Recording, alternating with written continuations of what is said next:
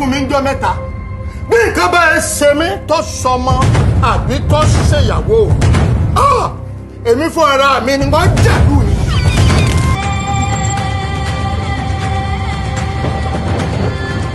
Báyìí mọ́! Àníwọ̀ ibẹ̀ mi!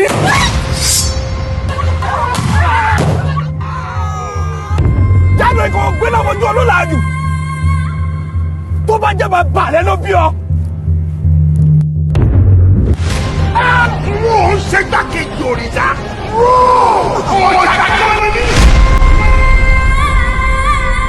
I think I can finally come to a conclusion that no matter how long a Yoruba epic movie is, I will never get bored.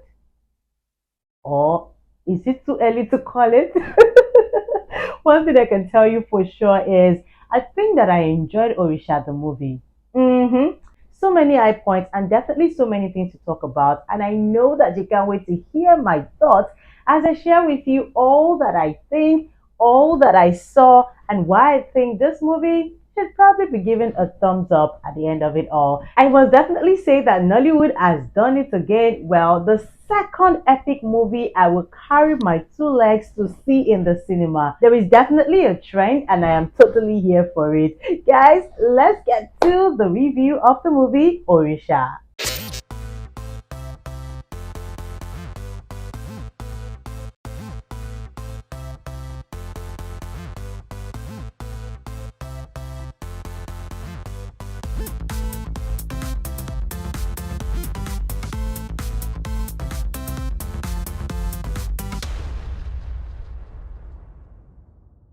Welcome back to my YouTube channel, guys. I'm so glad that you clicked to watch this movie review. Of course, I know it's been a while, but it's so good to be back. And I'm so glad that you're here, and I'm sure that you're ready to hear my thoughts yet again on another movie. Don't worry, I am back to work. It's going to be back to back from now on, because some of my favorite movies are either in the cinema or coming to the cinema. So there is nothing stopping me from sharing my thoughts with you back to back. If you're clicking on my video for the very first time, my name is Muyiwa. This is my YouTube channel, and it's so glad to have you join me. If you are a first timer on this channel, this is where I share my thoughts. Basically, I am a movie reviewer from Nigeria, Lagos, Nigeria, and here on this channel I would usually drop my thoughts on movies, and apart from that, you will once in a while see some lifestyle content where I share my life, my works, and some of the things I find fascinating. Yes, thank you for stopping by, and do not forget to subscribe to this YouTube channel before you go. Now, today on my channel, I will quickly be sharing with you my thoughts on the movie Orisa. Let me tell you one thing, right? First day I saw the trailer of this movie, I was screaming the roof in the office. I'm like, guys, you need to see this. Odunlade has a movie coming. I was really excited. Not because I love Odunlade to a fault, right? But I just really like the idea of an epic movie. I like the idea of a collaboration, because I saw a lot of that in this particular piece of work that Odunlade recently released, and we're going to dissect all of these things as we talk about the movie. In case you've not even heard about it, because I'm not going to assume that everyone has heard about this movie, let me quickly tell you what it is about. This is an epic movie, a Yoruba movie, epic Yoruba movie, if I'll put it like that. A movie by Odunlade Adekola, and I'm sure that a lot of people know this guy. We know how consistent he has been over the years. He's one guy who has tested all the waters testable. I mean, he has acted so many films, done too many characters that I can't even begin to count, from illiterate to the rich guy to the thief to the king. There's been so many characters tied to this particular guy, and I like that he's really versatile, if you ask me. A lot of people find him funny. I think it's even rated as the most popular actor in Nigeria at the moment. I don't know if that has to do with Yoruba or English, but I know he's been rated the most popular right now. And you can really tell that this guy is doing so well for himself. He's a good writer, a good producer, a good director. He sings so well. He's really multi-talented. And someone like me, this is one thing I usually would love, to see people exhibit. I mean, show us all you've got. You don't have to hold anything back. And that's why I'm always rooting for acts or talent like this one in person of Odunlade. So yes, when I saw that it was working on this movie, I was pretty excited. In fact, I told everyone around me that I was not going to miss the premiere for anything. But sadly, I had too many engagements on that day and I had to let it go. But you know that even without being at the premiere, I would still go to the cinema to see the movie. I don't even like to see movies at premieres anyway. So yeah, I had to fix another time to see the movie. The movie was released on the 21st of July, which is just on Friday. And today, Saturday, I had to find my way to the cinema to see it. So that I can tell you all I think and also encourage you to see the movie. So let's just quickly dive into it. That's just a background to what we're about to talk about. The movie, again, I said, is titled Orisa. Orisa, for those who are not Yoruba speaking, could be translated to mean deity, right? Deity, gods, and all of that. The small letter G, if you put it that way. And I think I've mentioned Odunlade is the writer, producer. I think also the director. And I want to believe I didn't see the credit to the end but I want to believe that also has his voice on the songs here and there that made it to the movie because I think he's also a fantastic singer. This movie starred quite a number of people, and if I would take your mind back, like I said earlier, that this is the second epic movie I'll be going to see in the cinema. The first being Ageshikole King of Thieves by Femi Adebayo. And if I take your mind back to that, you would see how excited I was when I reviewed that movie because it was not because the movie was 100% perfect, but it just really gave us a breath of fresh air and also reminded us of the fact that there is currently a revival in the Yoruba movie industry that is about to take us by storm. Yes, there is something new happening in that industry. I don't know what it is, but it feels like people are now waking up from their slumber to begin to should I say, benefit from the reward of how big Nigerians have grown, especially when it comes to movies. In the case, as the case may be, we have so many movie lovers. There are so many platforms that now enable people to see movies or want to see movies. And it's just only right that you give us the content that we would love to consume, at the end of the day. So I think that some guys in the Yoruba industry have woken up to that realization and they are beginning to tap into it, which I think is very fantastic. And one of those guys will definitely be Femi Adebayo, who took all of us out, last year, got all of us screaming about the movie Ageshikole. And I want to believe that the success of that particular movie is what Odunlade is leveraging on right now. Because if you would even see, I did say that one of the many things I also saw that attracted me to this movie is the collaboration. Because you can see that in the first one, when Femi Adebayo had his own movie, Odunlade actually collaborated with him on that movie. Now he decided to go his own way with another Yoruba epic movie, and he collaborated with Femi Adebayo and a couple of other people using that skill. When you join skills together, you can't tell like the result you get when you begin to bring people have done it before, have succeeded. I think that's just the bedrock of what we are currently seeing right now with what Odunlade is getting or the result is getting with this particular movie. And I think it's also very timely. I mean, we've not seen so many movies in 2023. I mean, I've not seen so many movies that have wowed me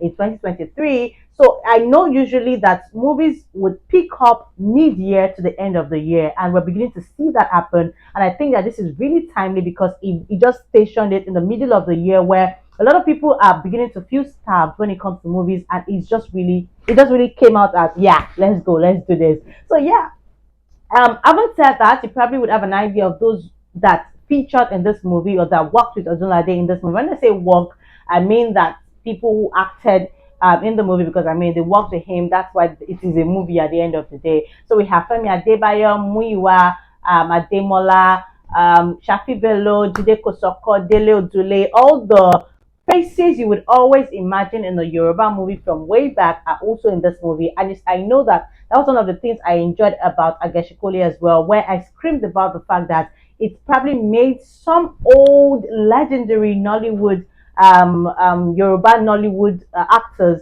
gain their first cinema entry. I did say that about Ageshikole. So it's just like an extension of that because we had so many people grace this particular movie. We also had Iya Rainbow. I mean, there were a lot of people in the movie. This person also did a cameo appearance for the movie. Woli Agba, so many people on the movie. And I think that one of the many things I'm going to say even at this early point is everybody brought their A game, and that's for me is really fantastic. I haven't told you about some of the actors in the movie. It's time for me to quickly let you in on what I will be talking about fully as far as review is concerned. Usually we'll review the performance, the acting, the scripting, the cinematography, the costume, the music. Some of these are things that I usually would talk about in the course of my review. So let's take it down one after the other. Let's talk about the story itself. The story, initially, because it's a Yoruba epic movie, you really do not even know what to expect, right? And it's not like Hollywood movies where whenever there's a new Hollywood movie, I would just type it on Google and just read the synopsis and all that. It's usually not like that with most Nollywood movies. You hardly even see the synopsis of the movie, you hardly even know what to expect. And this movie is one of those movies. I saw the trailer, I knew there was Odunlade, there was criminal, Risha, and all that stuff, but I didn't really know what the story is all about. For Geshkole, you could even tell a bit about a thief that was terrorizing the village. But for this one, I just knew that Odunlade is a king. I didn't know what Orisha is all about. But watching the movie, to be very honest, in the first 20 minutes of the movie, I also didn't really understand the story. But as it began to unfold, I realized that the story talks about a king who was proud, arrogant. He thought he could act any way he wanted, and gradually it began to lose its relevance to the point that he had a face-off with the witches in the village, or the witches of the land, if I would put it that way, because it believes that in Yoruba land, the town or a community or a village is made up of different powers. And that's why you see that when there is a festival or when the king has to do something, all the different powers are consulted. So in this case, the king had offended the witches who were like a dominant power in his village,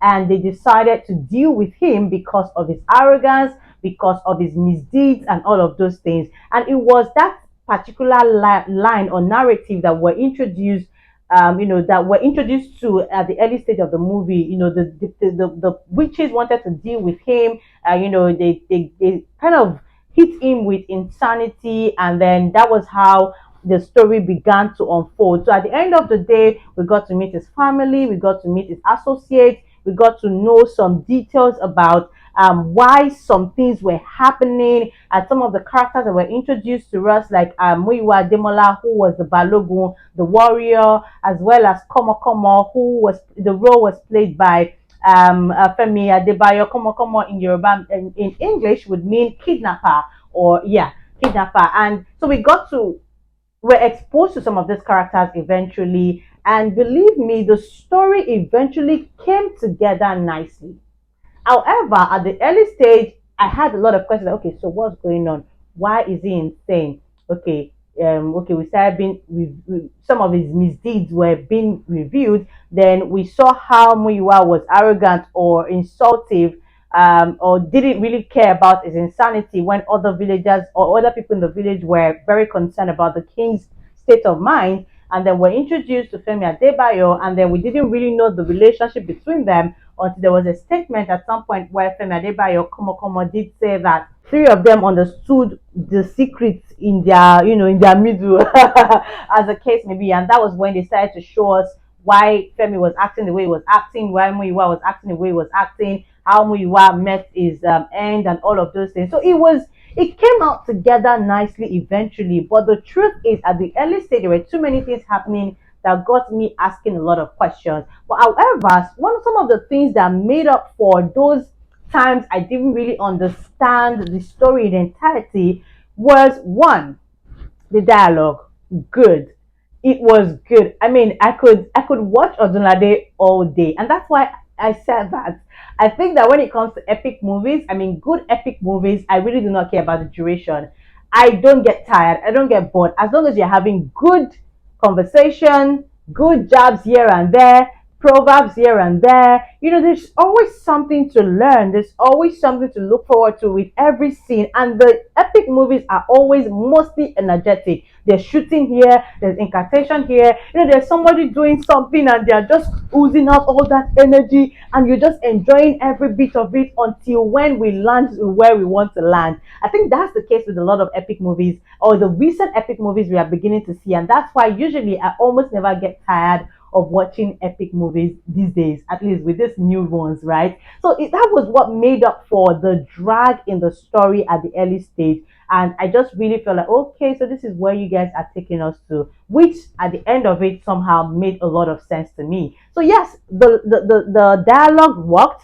The acting was great. I think that all of these guys brought their A game. However, one of the boards that I think I wanted to take back to later that I probably want to talk about now is the extras. I think that most of the extras were just selected based on the fact that they needed a lot of people for the movie. Some of them were too camera conscious. They were not really into what they were asking them to do, especially with the crying scenes and all that stuff. But yeah, sometimes I know that people usually do not pay attention to extras, but I think that we have passed that time where we see extras as just okay, let's come together. No, they are actors as well. So let them know that they have to put in their everything to make the movie solid. Yeah, so all of those things worked for me as we continue to talk about the movie. So I just told you about those in the movie, the story, the scripting, and all of that. Now let's get to talk about the cinematography.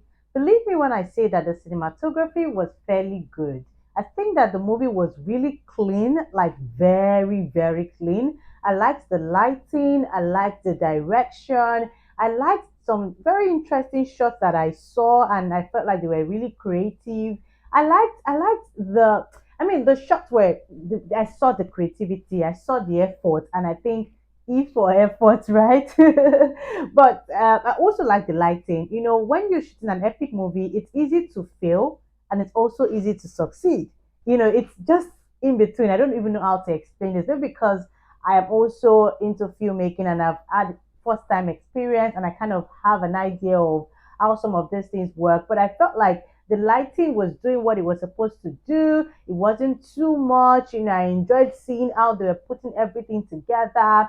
The costume was complementary to what they wanted, the visuals that they were trying to create in the movie or with the movie. And I think that was interesting to see. However, I did notice that as much as they were trying to be creative, I don't know what was happening with, the camera movement at some point. It was either shaking or it was too blurry, or they were open with too many blurry moments, and then they now had to pull out for us to see the faces and all that stuff. I think that was really repetitive, and it became some. I was kind of concerned, at some point, like, okay, is it that they did not know that when they opened the camera, it was blurry at first, and it just gave me a bit of concern. So yeah, cinematography was okay, it was good, it wasn't so bad, and I liked it in general. The costume, I already touched on that, was really good. I was saying when I was in the cinema that I feel like epic movies could be more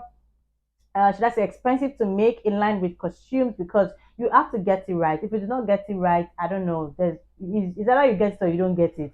The actual case, the tie and dye, everything. I mean, the luxury. If you're trying to dress up a king, the luxurious factor you have to consider, the bidding, the chiefs, the way they look, all these things are not, they do not come cheap, and that's one of the reasons why I feel like sometimes maybe in line with costume, epic movies might just Yoruba epic movies, to be precise, might just be more expensive to put together. But yeah, the costume was good.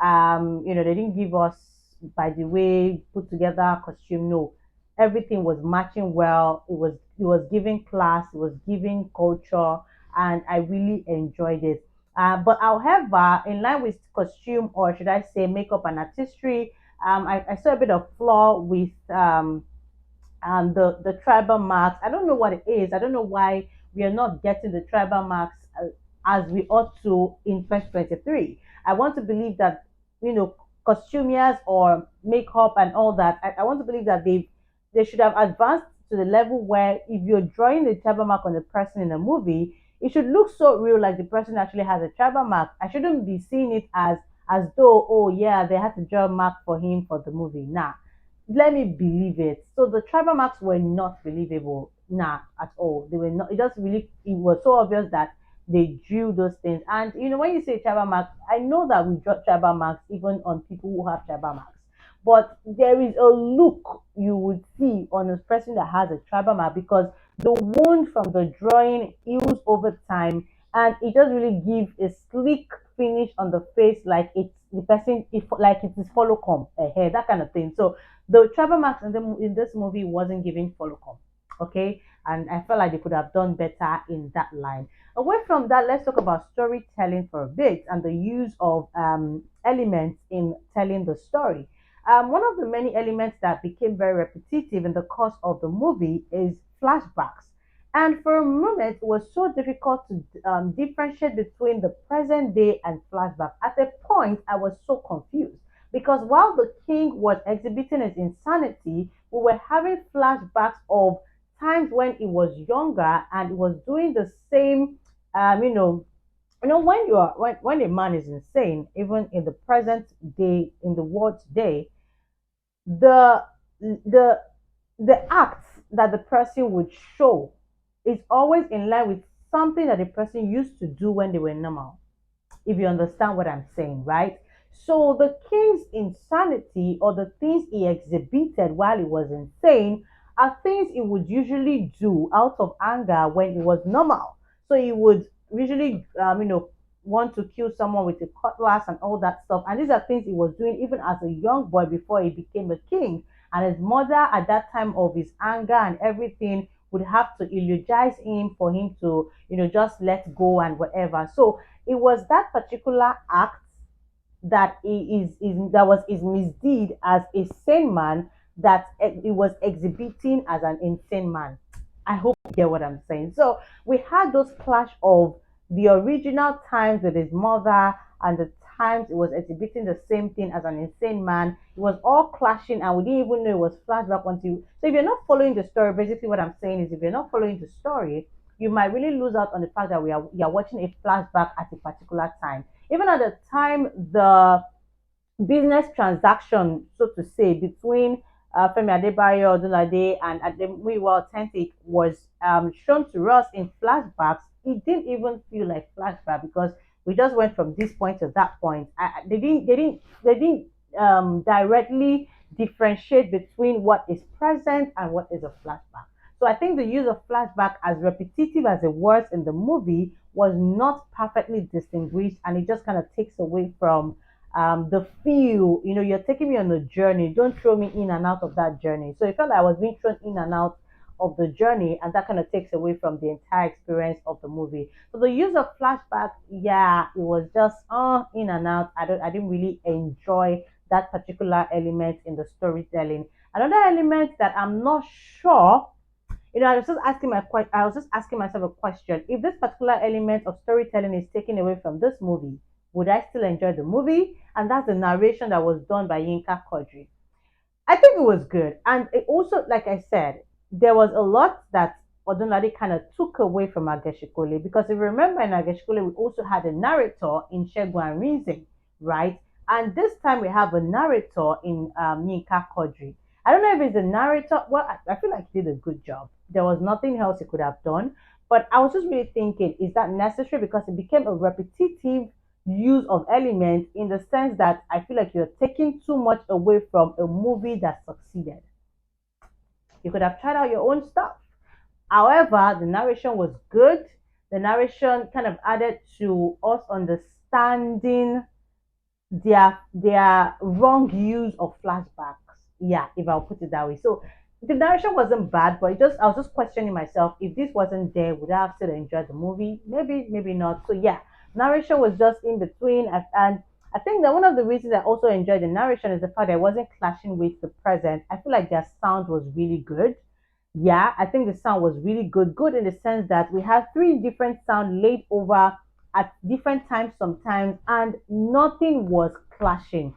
Would have the narrator sound, would have the character in that particular scene, characters, sometimes that's even more than one person talking in a scene, and then we have late soundtrack, and they were not even clashing. And that's why I think that the sound guy really did a great job, if you ask me. Away from that, the VFX, nah, it wasn't good.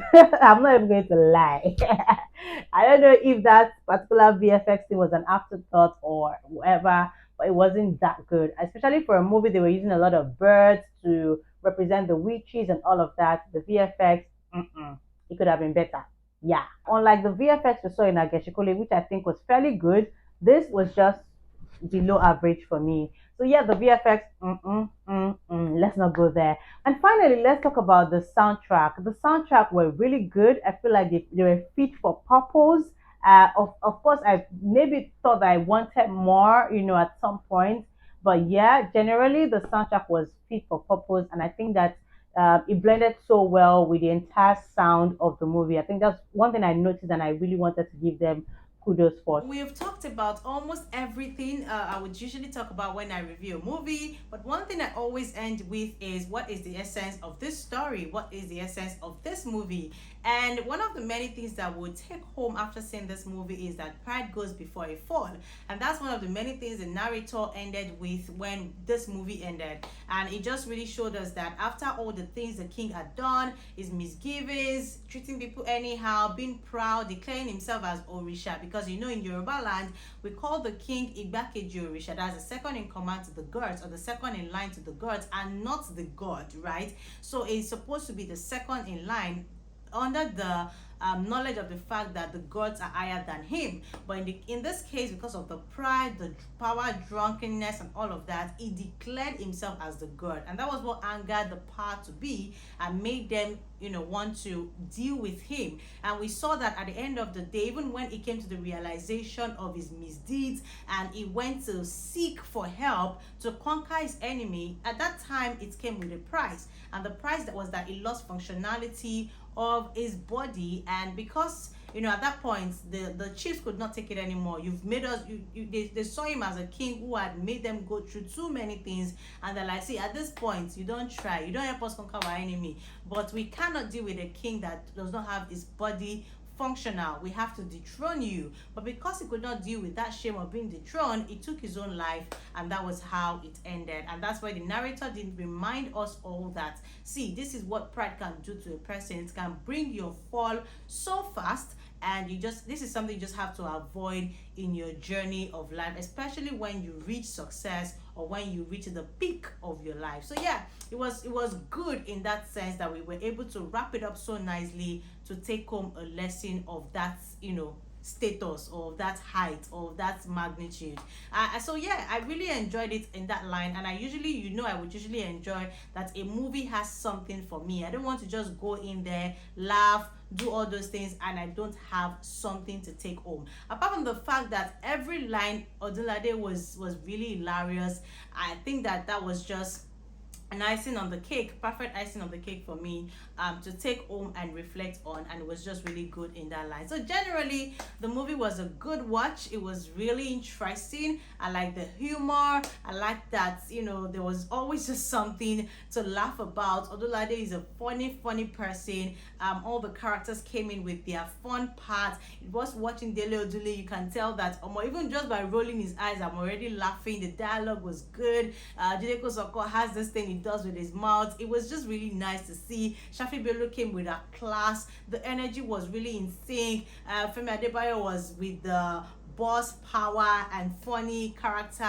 Muyiwa Ademola brought it together. Woli Agba, in the few minutes he spent with us, gave us something to laugh about. It was just really nicely put together in line with the characters, and I think I enjoyed it. So if I were to rate the movie, I would definitely rate it a 7/10.